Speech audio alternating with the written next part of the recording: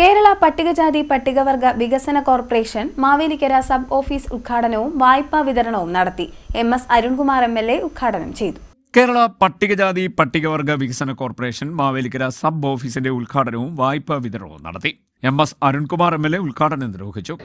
ഇവിടെ ഈ പട്ടികജാതി പട്ടികവർഗ വികസന കോർപ്പറേഷനെ ഏറ്റവും നന്നായി ഉപയോഗിക്കാൻ കഴിയുന്ന നിലയിലേക്ക് നമ്മുടെ കുടുംബശ്രീ സംവിധാനങ്ങൾക്കൊക്കെ മാറാൻ കഴിയട്ടെ.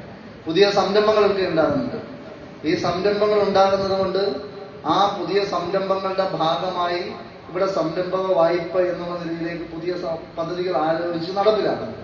അത് ഉപയോഗപ്പെടുത്തി പുതിയ സംരംഭങ്ങൾ നിങ്ങളൊക്കെ ഞാൻ പറഞ്ഞത് ഈ രാജ്യത്തിന് പുറത്തേക്ക് കയറ്റുമതി ചെയ്യാൻ കഴിയുന്ന നിലയിലേക്കുള്ള സംവിധാനങ്ങൾ. ഇവരെല്ലാം കാണുന്ന ഈ മാവേലിക്കര മാർക്കറ്റിനെ കുറിച്ചോ അല്ലെന്നുണ്ടെങ്കിൽ താമരക്കുളം മാർക്കറ്റിലേക്കോ, ചുനക്കരയാണെങ്കിൽ ചുനക്കര മാർക്കറ്റ്, ഇപ്പൊ അമ്പലപ്പുഴ എന്ന് പറഞ്ഞാൽ അമ്പലപ്പുഴ മാർക്കറ്റിനെ കുറിച്ചൊക്കെ ആയിരിക്കും ചിന്തിക്കുന്നത്. അങ്ങനെയല്ല, ഇപ്പൊ ഓൺലൈൻ സാധ്യതകളുണ്ട്.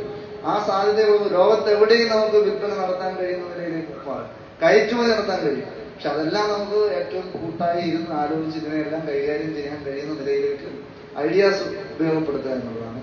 അങ്ങനെയെല്ലാം രൂപപ്പെടുത്താൻ ഈ ഓഫീസിന്റെ ഭാഗമായി, അതിന്റെ പ്രവർത്തനങ്ങളുടെ ഭാഗമായി ഓരോരുത്തർക്കും സാധിക്കട്ടെ. നിങ്ങൾ മാത്രമാണ് ഞാൻ പോരാ, എല്ലാവരോടും പറയണം ഇവിടെ ഇങ്ങനെ ഒരു ഓഫീസ് വന്നിട്ടുണ്ട്. അങ്ങനല്ലേ?